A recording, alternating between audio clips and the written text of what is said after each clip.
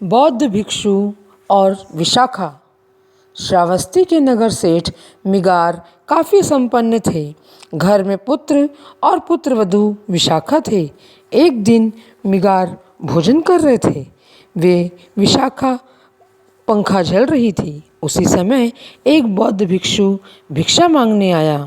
विशाखा ने सोचा कि ससुर आज्ञा दे तो वह उठकर भिक्षु के लिए कुछ लाए, किंतु मिगार ने भिक्षु की पुकार अनसुनी कर दी।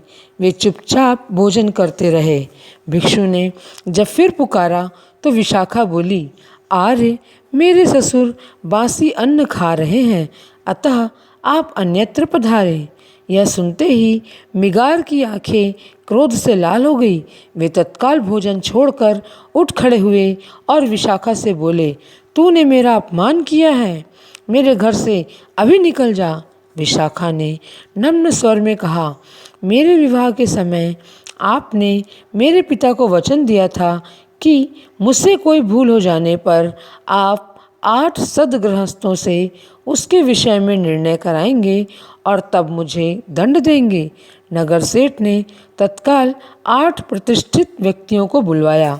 विशाखा ने उनके समक्ष पूरी बात बताकर कहा, मनुष्य को अपने पूर्व जन्म के पुण्यों के फल से ही संपत्ति मिलती है।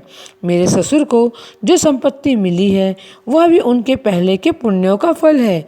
इन्होंने अब नवीन पुण्य बंद कर दिया। इसी कारण मैंने कहा कि ये बासी अन्न खा रहे हैं।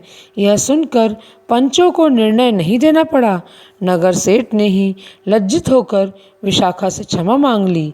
सार यह है कि स्व के साथ पर की भी चिंता करना एक सच्चे सद्गृहस्थ का लक्षण है और यही परहित चिंतन हमें यश और पुण्य का भागी बनाता है।